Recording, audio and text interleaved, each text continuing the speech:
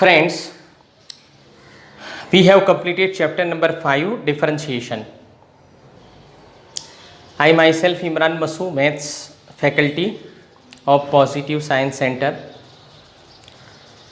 Today we start chapter number 6, application of derivative.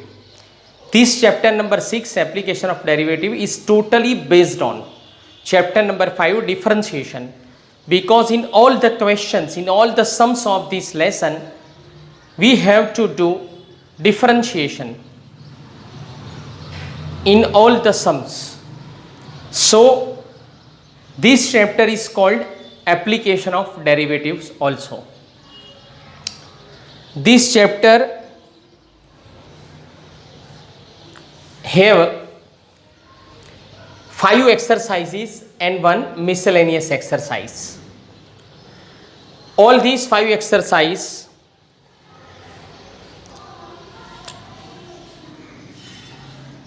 exercise 5.1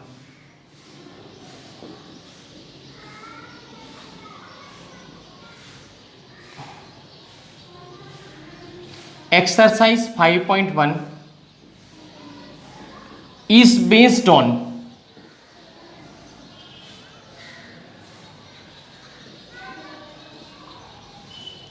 increasing rate and decreasing rate.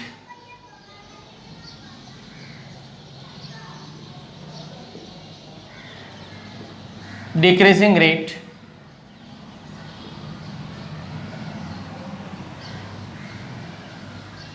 which is denoted by downward arrow. Decreasing rate is denoted by downward arrow and increasing rate is denoted by upward arrow. And the exercise 5.2 is based on increasing function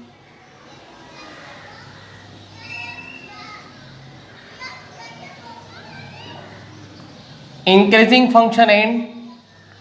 decreasing function.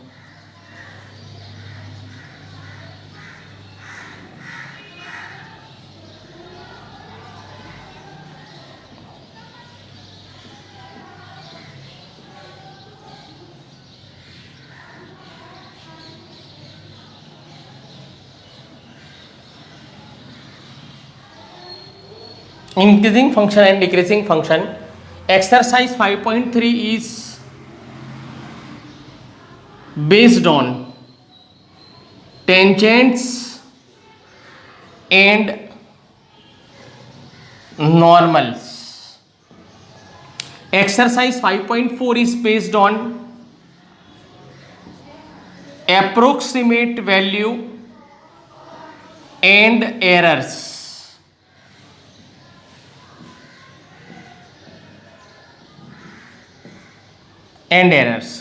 Exercise 5.5 is based on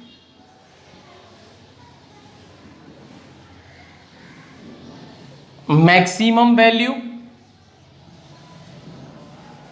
and minimum value.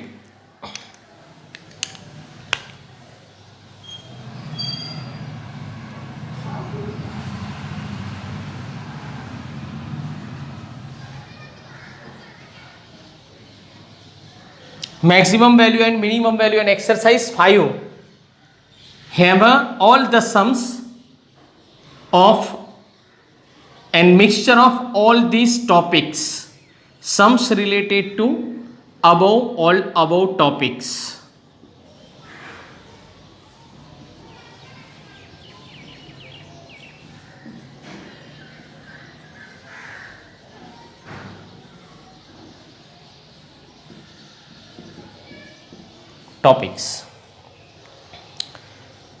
So we start from the first topic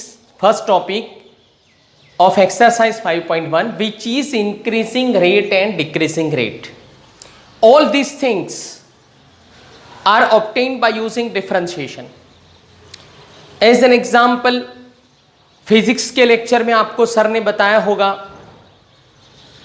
कि कोई भी चीज़ अगर maximum या minimum condition पे आती है तो वहाँ पर डिफरेंशिएशन ज़ीरो होता है, क्योंकि कोई भी चीज़ उसकी मैक्सिमम कंडीशन पे या मिनिमम कंडीशन पे होगी तो वो कांस्टेंट हो जाएगी। And all of you know that d by d x k is equal to zero. Constant, अकेले कॉन्स्टेंट का डिफरेंशिएशन ज़ीरो होता है और मैक्सिमम एंड मिनिमम कंडीशन पे वो कांस्टेंट हो जाती है, इसीलिए उसका डिफरेंशिएशन ज़ीरो होगा। तो वहाँ पर हम लोग डिफरेंशिएशन को ज़ीरो लेकर फिर आगे सम सॉल्व कर सकते हैं। तो all this things are obtained by using differentiation. Rate is obtained by using differentiation. Slope of tangent and slope of normal is obtained by using differentiation. If the first derivative is positive, then the function is called increasing function. If the first derivative is negative, then the function is called decreasing function. So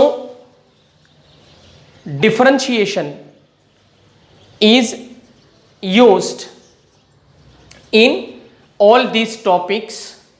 Hence, this chapter is called application of derivative. Now, the first topic, increasing and decreasing rate. Methods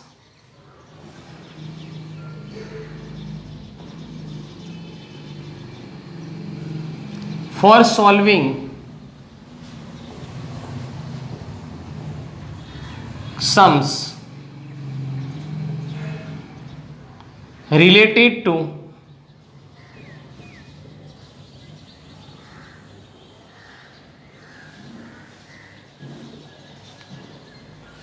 increasing rate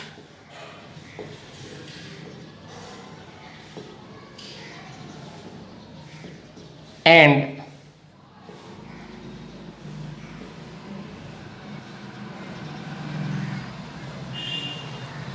decreasing rate.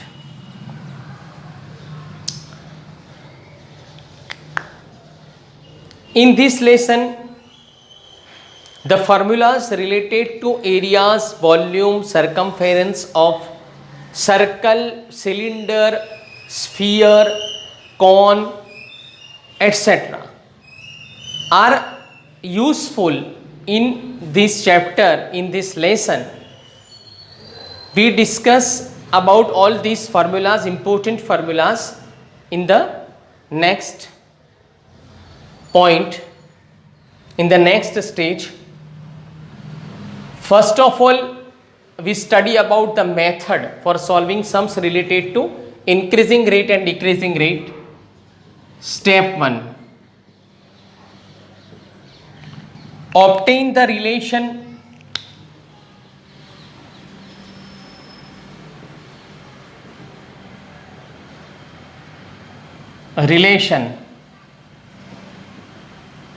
between quantities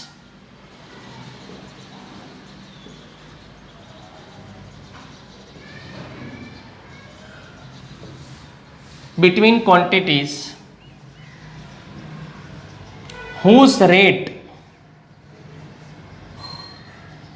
is given and whose rate is required.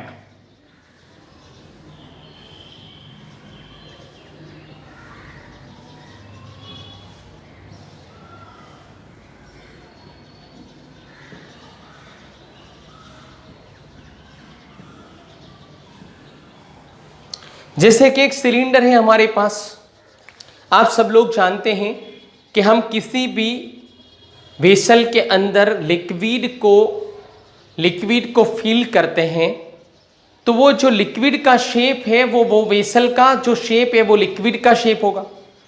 तो अगर हम किसी भी cylinder के अंदर water को डालते हैं तो जैसे जैसे हम लोग वाटर डालेंगे तो उसका हाइट जो है, height of the cylinder of water is increased and also उसके साथ साथ उसका वॉल्यूम भी इंक्रीज होगा, उसका area of the curved surface भी इंक्रीज होगा।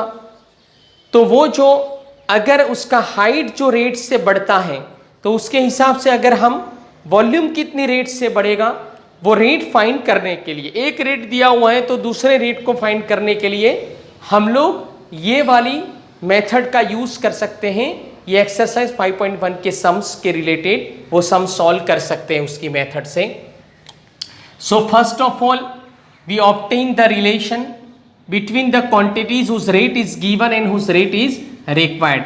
अगर हमारे पास वो है रिलेशन, अगर हमारे पास है तो हम उसको ऑब्टेन करने के बदले डायरेक्टली लिख देंगे। तो ये आपको याद रखना है। Second step, do the differentiation with respect to the quantity.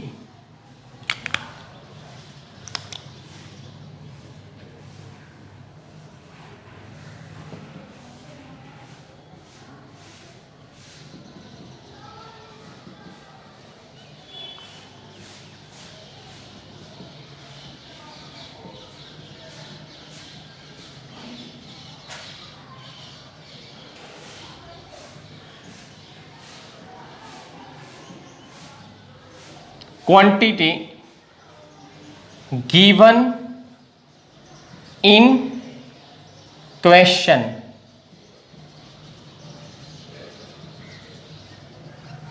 otherwise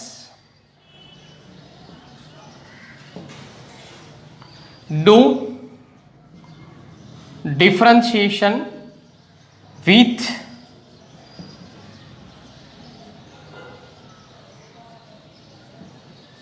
respect to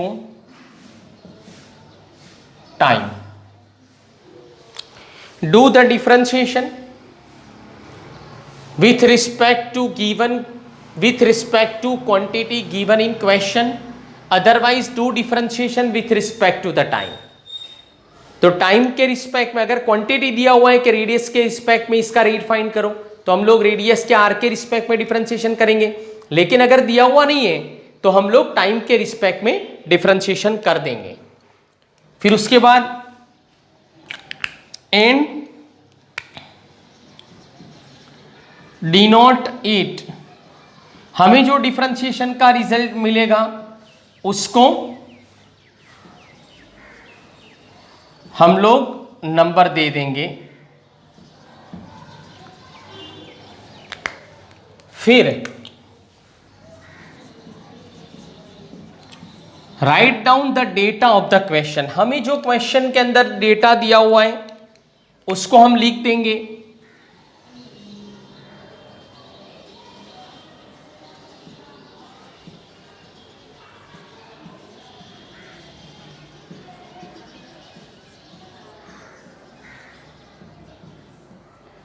जो क्वेश्चन के अंदर डेटा दिया हुआ है उसको हम लिख देंगे एंड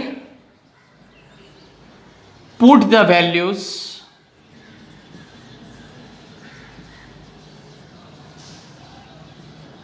in 1.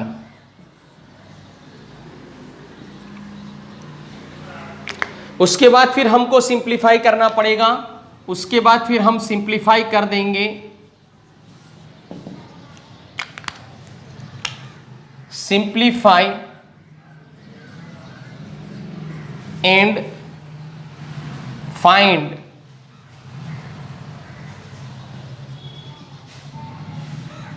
Required rate. हम उसको सिंप्लीफाई कर देंगे और फिर हमें रिक्वायर्ड रेट मिल जाएगा। तो this one is the method for doing sums related to increasing rate and decreasing rate. All of you have to remember this method. We will use to solve all the sums of exercise 5.1 and all the illustrations examples given in our chapter number 5 related to increasing rate and decreasing rate. Now जैसे मैंने पहले बताया as shown earlier कि कुछ ऐसे important areas and volumes के formulas हैं जो ये वाले चैप्टर के अंदर हम लोगों को बार बार यूज करने पड़ते हैं, फ्रीक्वेंटली यूज करने पड़ते हैं। तो वो वाले फॉर्मूलाज को पहले मैं एक बार डिस्कस कर लो। So now some important formulas.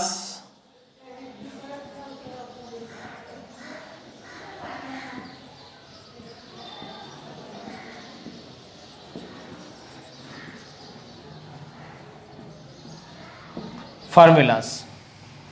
Number 1,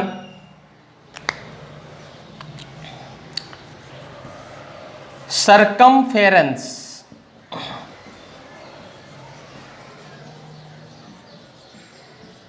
of circle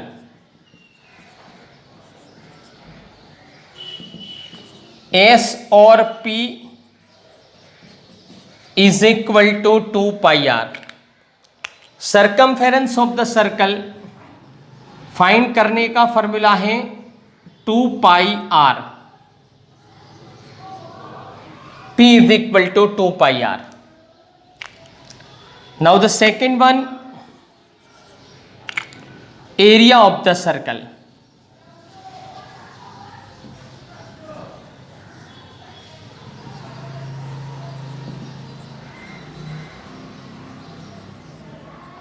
S और A is equal to pi are square से मिलेगा. अगर हम किसी भी सर्कल को, ऐसे बहुत सारे सर्कल्स को कंबाइन कर देंगे, then we will get the cylinder. So area of curved surface, area of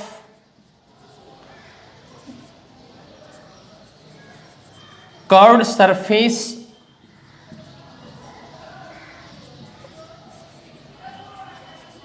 of cylinder. Area of curved surface of the cylinder is obtained by using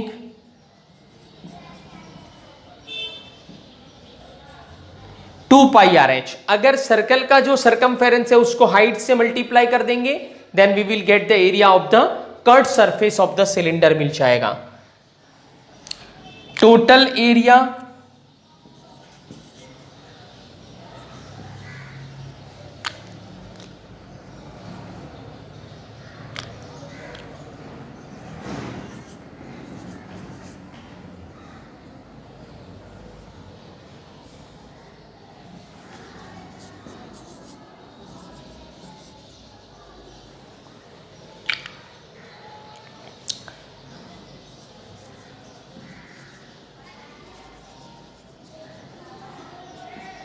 area of the cylinder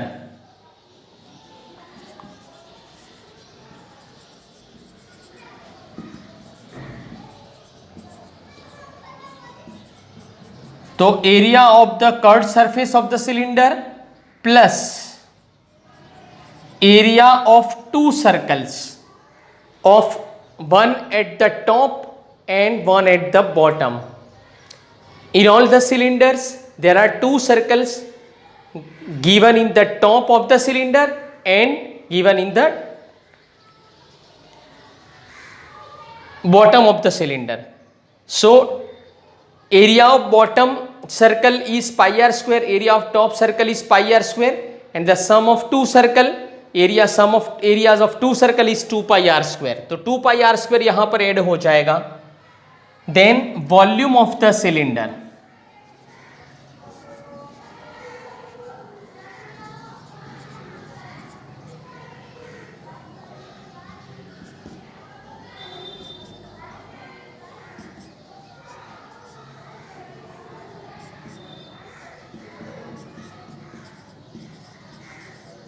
V is equal to pi r square h होगा.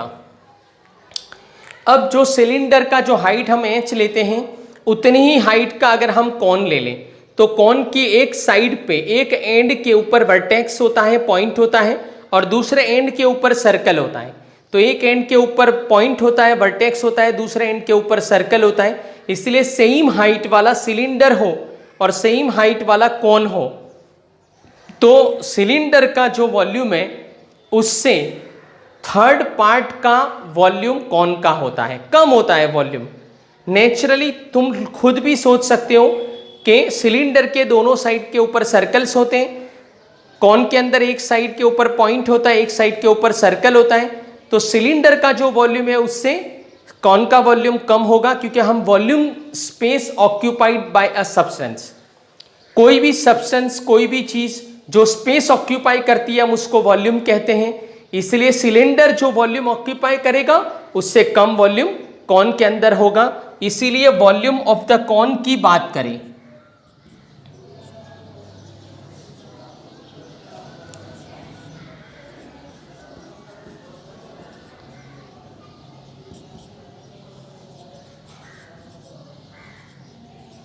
Cone is V is equal to pi are square h upon 3 हो जाएगा। फिर in the same way area of the curved surface of the cone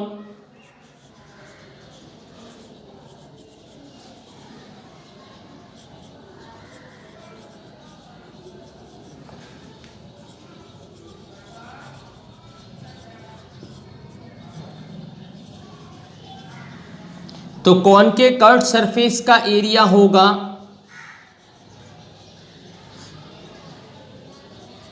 pi are l pi are l. यहां पर मैं आप लोगों को एक कॉन दिखा दूं। आप सबको पता है आइसक्रीम का में आइसक्रीम कौन आता है,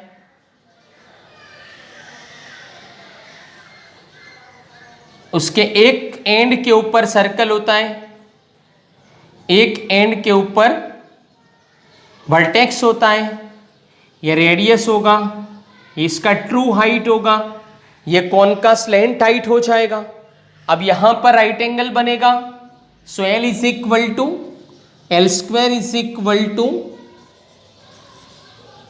H square plus R square होगा, तो L is equal to under root H square plus R square हो जाएगा। फिर उसके बाद टोटल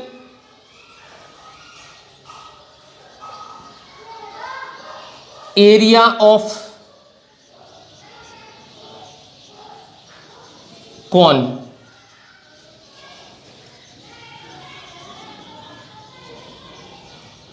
ए और S is equal to pi are L curved surface area of the cone आएगा, plus उसके साथ जो बॉटम के अंदर उसका सर्कल है उसका एरिया भी उसके साथ जुड़ जाएगा। तो यहां पर एरिया एंड वॉल्यूम के formulas circle, cylinder and cone के हो गए। फिर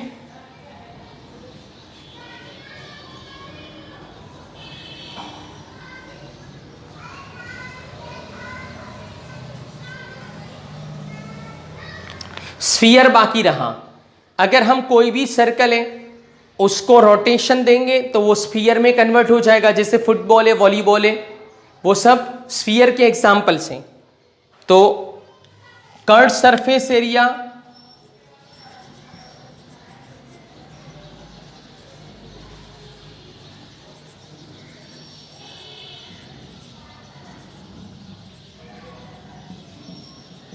ऑफ स्फीयर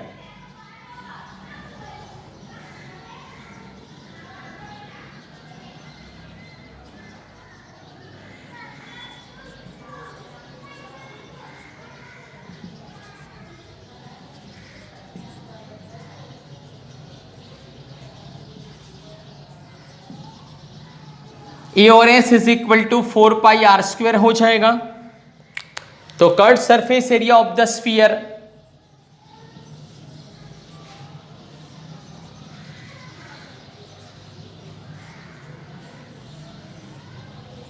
फिर टोटल सरफेस एरिया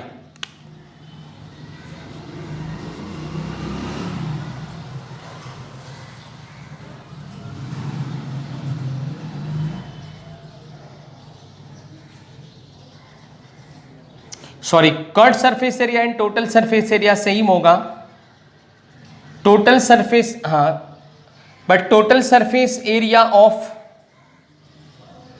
हेमिस्फीयर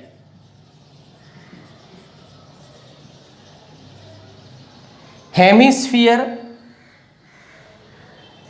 उसको सेमी स्फीयर भी कहते हैं।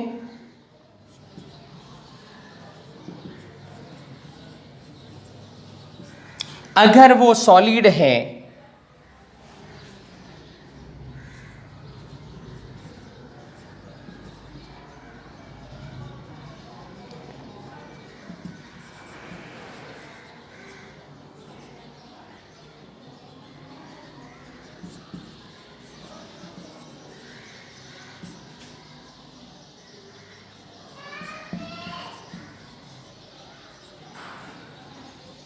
तो 3πr² होगा। कैसे होगा? तो जैसे हमने सफरजन को बीच में से काट दिया, तो वो जो कटेड पोर्शन है, वो कटेड पोर्शन का भी हमें एक सरफेस मिलता है। तो वो जो सरफेस है वो भी एरिया में कवर होगा। अगर फुटबॉल है जिसके अंदर हमने एयर फिलअप किया हुआ है, हम उसको काट देंगे तो वहां पर हमें कोई सरफेस नहीं मिलेगा कटेड पोर्शन के ऊपर। तो वो हेमिस्फीयर या सेमिस्फीयर, उसका एरिया हमें हाफ मिलेगा, 4πr² से आधा 2πr²। बट अगर वो जो कटेड पोर्शन है वो सॉलिड है तो हमें आधा सर्कल का हाफ एरिया 2πr², और वो जो कटेड पोर्शन है वो सर्कल होता है और सर्कल का एरिया πr² होता है। तो 2πr² plus πr² is equal to हमें 3πr² मिलेगा। उसके बाद total surface area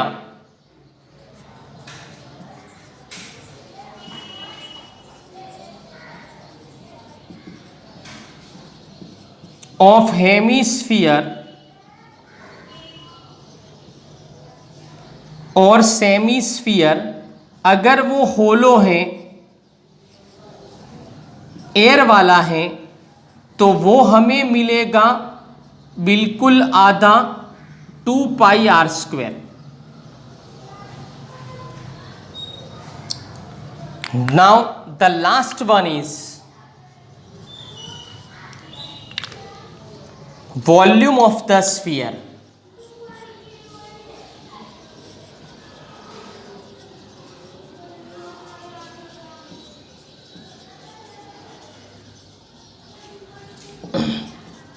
V is equal to 4πr³ upon 3 हो जाएगा। So all of you have to remember all these formulas and this method for solving sums related to increasing rate and decreasing rate. Now in the next lecture, next video, we will see the sums related sums of exercise 5.1 which are related to this method. Okay, thank you very much.